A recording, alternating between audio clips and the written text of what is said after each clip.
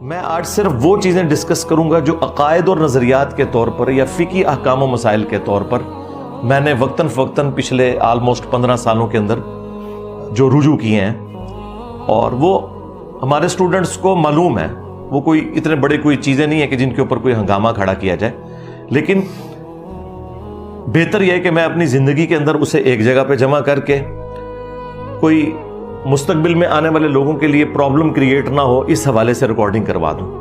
اور میں نے اکثر عرض کیا ہے کہ پرانے بزرگوں کی تعلیمات کے حوالے سے آپ کو مختلف اقوال ملتے ہیں۔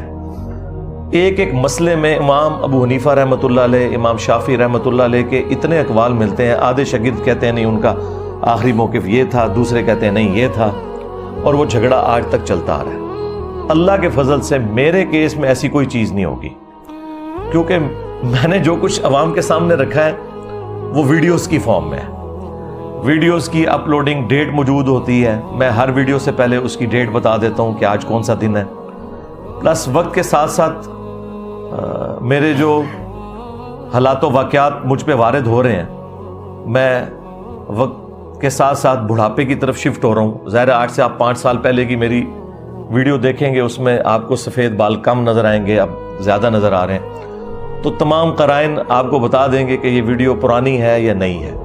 ہمارے کیس میں ایسا کوئی جھگڑا ہو گئی نہیں، اور سب سے بڑھ کر پرانے بزرگوں نے تو اپنی تعلیمات جو پیش کی، ان کے شاگردوں نے جو اس میں طبع آزمائی کی، وہ اپنی جگہ، ہم نے تو ایسا کوئی کام کیا ہی نہیں کہ اپنے کوئی فتوے جاری کریں۔ ہم نے قرآن و سنت کی روشنی میں یہ ضرور بتایا کہ اس مسئلے میں فلاں امام کا موقف درست ہے، فلاں کا غلط ہے، لیکن اپنی ذاتی رائے کوئی بھی نہیں رکھی۔ میرا یہ دعویٰ ہے کہ میرا کوئی ایک نظریہ بھی ایسا نہیں ہے جو مجھ سے پہلے پلانٹ ارتھ پہ ایگزسٹ نہ کرتا ہو۔ میں نے جتنے عقائد اور نظریات اڈاپٹ کیے وہ کسی نہ کسی فارم کے اندر ایگزسٹ کرتے تھے۔ ہاں یہ ضرور تھا کہ کوئی ایک فرقہ اس کو لے کے چل رہا تھا، باقی فرقے انکار کرتے تھے، اور بعض معاملات ایسے تھے جو باقی فرقے لے کے چل رہے تھے، یہ فرقے انکار کرتے تھے۔ لیکن آپ کوئی پن پوائنٹ ایک ایسا عقیدہ اور نظریہ سامنے نہیں رکھ سکتے کہ جناب یہ آپ کا ایسا نظریہ ہے جو آپ سے پہلے کسی بھی مسلمان فرقے کا نہیں تھا۔ اور میں ان فرقوں کی بات نہیں کر رہا جو وقت کے ساتھ ختم ہو چکے، میں ان فرقوں کی بات کر رہا ہوں جو آج کی ڈیٹ میں 14 مئی 2023 تک زندہ ہیں، اور ان کے فالورز لاکھوں کروڑوں کی تعداد میں موجود ہیں۔ تو میرے ہر عقیدے کی دلیل اس حوالے سے موجود ہوگی کہ کوئی نہ کوئی فرقہ اسے اون کرتا ہوگا۔ لہٰذا یہ کہنا کہ میں نے کوئی نیا نظریہ لانچ کیا، یہ بالکل غلط ہے۔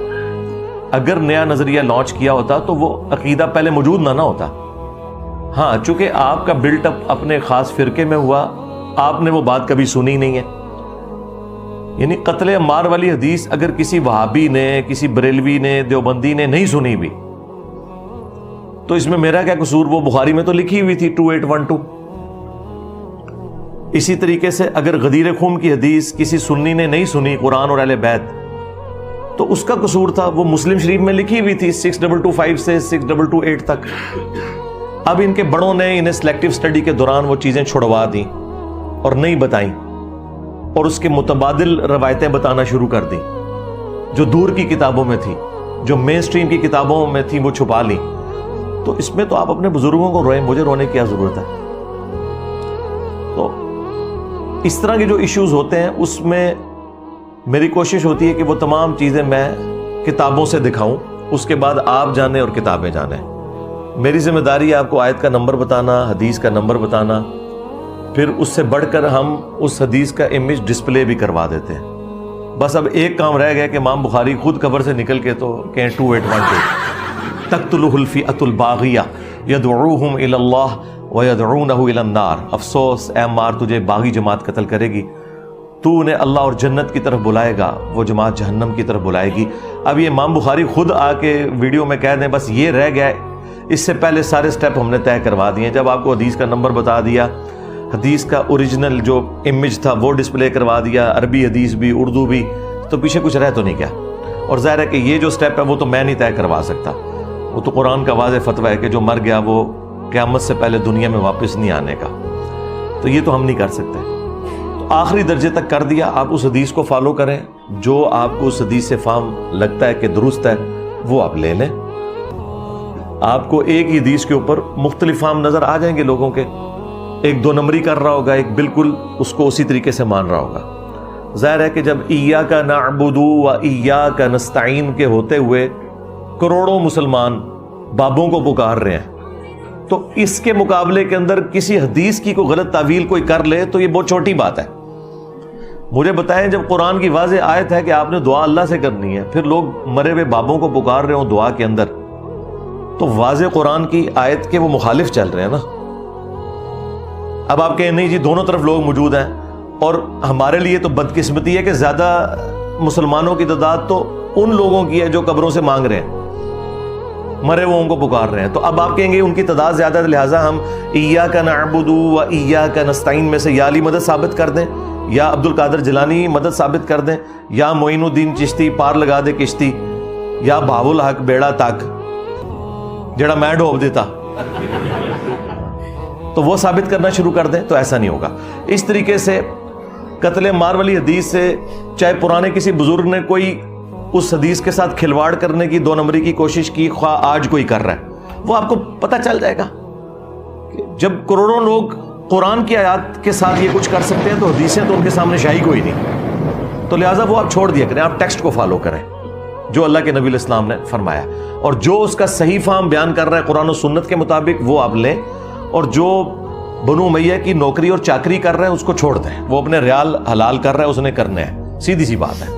اس کا تو ہمارے پاس کوئی علاج نہیں ہے. یہ غم جو بنو امیہ کے خدمت گزاروں کو میں نے لگا دیا, یہ میں نے آپ کو پہلے ہی پریڈکٹ کیا ہے کہ اب قیامت تک یہ غم ان کی قبروں میں ان کے ساتھ جائے گا, الا یہ کہ یہ امام مہدی کے ہاتھ پر بیعت کر کے اور مان لیں کہ ہاں جی امام مہدی آپ کے ابا جان کے ساتھ دھوکہ کیا تھا بنو امیہ نے, اور آپ کے ابا جان کو شہید کیا تھا بنو امیہ نے.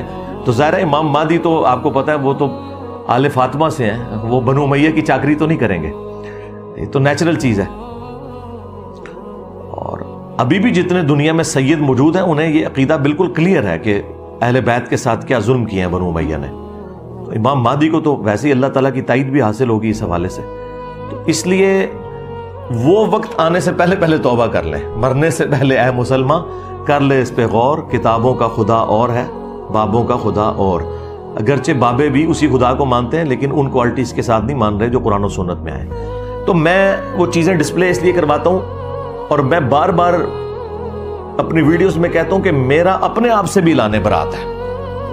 اگر میں نے کوئی بات بتائی اور حدیث میں اس سے مختلف الفاظ تھے کچھ, بس آپ حدیث کو فالو کریں. میں نے حدیث ڈسپلے اس لیے کروائی ہے کہ آپ اسے فالو کر لیں. تو جب کوئی شخص اپنے آپ سے لانے برات کر رہا ہے, احادیث ڈسپلے کروا کے, قرآن کی آیات کے نمبرز ڈسپلے کر کے, وہ نیچے ڈسپلے کروا کے, تو اس سے تو کوئی گلہ شکوہ ہونا ہی نہیں چاہیے. گلہ شکوہ تو ان لوگوں کے ساتھ ہے کہ جنہوں نے سواریاں سوار کی مکے اور مدینے کا نام لے کر, اور پھینکی جا کے اجمیر میں, بغداد میں, دیوبند میں اور بریلی میں. اللہ اور اس کے رسول صلی اللہ علیہ وآلہ وسلم کے نام کے اوپر چندے اکٹھے کیے اور اپنی توندیں بڑھائی. ان سے آپ گیلا شکوہ کریں, میرے سے کیا لینا دینا. نہ میری کوئی چندہ بک, نہ کوئی مدرسہ, نہ کوئی مسجد, نہ کوئی اس طرح کی لیگیسی چھوڑی ہے کہ میرے بعد آنے والے لوگ اس میں سے کچھ کماتے رہیں گے. ایسی کوئی چیز نہیں ہے. اور میں نے اس سسٹم کے بعد نہ تو کوئی پولیٹیکل جماعت بنائی کہ میں پرائم منسٹر بن جاؤں. میں نے اس سسٹم سے سوائے اپنی لائف کو ونریبل کرنے کے اور ایک مشکل زندگی کا انتخاب کرنے کے, میں نے دنیا میں اور کچھ بھی اس سے حاصل نہیں کیا. اپنی جیب سے ہی لگا رہے ہیں. لہٰذا جو لوگ یہ کہتے ہیں کہ انجینئر صاحب کو اس میں سے نکالنا چاہ رہے ہیں, تو میں نے ان کو چیلنج دیا ہے کہ آپ پوری اسلامک ہسٹری میں پھر میری طرح کی کوئی مثال بتائیں کہ ہاں آپ سے پہلے بھی ایک بندہ آیا تھا, وہ اس طرح کا سارا کام ڈال کے گیا اور اینڈ پہ اس نے یہ کیا تھا. ایک بندہ ان کو ملتا ہے مولانا مودودی, اور ان کے بارے میں بھی جو کچھ انہوں نے جھوٹ بولا, اللہ کے فضل سے لانتیں پڑی ان کے بزرگوں کے اوپر. ایک ایک بات غلط ان کے بزرگوں کی ثابت ہوئی. کہتے تھے یہ مہدی ہونے کا دعویٰ کرے گا, یہ نبی ہونے کا دعویٰ کرے گا. آج مودودی صاحب کو فوت ہوئے آلموسٹ 44 سال گزر چکے ہیں, 4 دہائیاں گزر چکی ہیں. کسی ان کے بزرگ یا ان کے ماننے والوں نے جا کے قبر پہ ان سے معافی نہیں مانگی کہ تمہارے اوپر ہم جھوٹے الزام لگاتے رہے. ایسی لعنت پڑی ہے ایک اللہ کے ولی کے ساتھ دشمنی کرنے کے سبب. ان کے دلوں پہ مور لگ گئی ہے. توبہ کی توفیق تب ملتی ہے جب مور اللہ تعالیٰ اٹھا لے. تو وہ مور تو نہیں اٹھنی, وہ اللہ ہی اٹھا سکتا ہے. تو یہ جو لعنت انہوں نے کمائی وہ ان کی قبر تک ان کے ساتھ جانی ہے. میرے ساتھ بھی جو کچھ کر رہے ہیں مجھے تو اس سے کوئی فرق نہیں پڑنا, میں تو رسول اللہ کے قدموں میں پہنچ جاؤں گا انشاءاللہ صلی اللہ علیہ وآلہ وسلم. لیکن جو ان کے ساتھ اللہ نے میرے ذریعے کروانا تھا وہ تو کروا دیا. ہاں جی, فرقوں کی دکانیں بند, the damage has been done. ٹھیک ہے, لہٰذا اب آپ ان کی چیخیں انجوائے کریں. ہاں, ایک بڑی بوتل رکھ کے 1.5 لیٹر کی, یا بڑا میری طرح کوئی مگ رکھ لیں دودھ پتی کا, اور 7 چپسوں کا پیکٹ یا گھر کے بنے ہوئے چپس, اور ان کی چیخیں انجوائے کریں بس. دیکھیں یہ لوگ ہر اتوار کو بیٹھے ہوتے ہیں کہ میں شاید ان کے نام لے کے انہیں ڈسکس کروں گا. دیکھ لیں کتنے بڑے بڑے یہ ہنگامے کرتے ہیں, میں ان کو اس قابل بھی نہیں سمجھتا کہ ان کا نام لے کے ان کے کسی ایشو کو ڈسکس بھی کروں. یہ کتنی بڑی سزا ہے جو میں نے دنیا میں ان کو دے دی ہے. ہر اتوار بیچارے بیٹھے ہوتے ہیں, ہمارے وہ ایجنسیوں کے لوگ بھی بیچارے یہاں ریکارڈنگ کرنے آئے ہوتے ہیں کہ شاید انجینئر صاحب کچھ بولیں گے. میں انجینئر صاحب کیوں بولیں, انجینئر صاحب تو ان کے بڑوں کو کچھ نہیں سمجھتے ہیں, یہ تو شاہی کوئی نہیں. ٹھیک ہے نا, تو اللہ کے فضل سے ہمارے ایک نعرے نے ان کے اگلے پچھلے سارے دفنا دیے ہیں کہ میرے نبی سا ہے ہی کوئی نہیں, تیرے بابے تھے شے ہی کوئی نہیں. ٹھیک ہے, صلو علی محمد وآل محمد, اللہم صلی علی محمد وعلی آل محمد واصحاب محمد وازواج محمد اجمعین الی یوم الدین.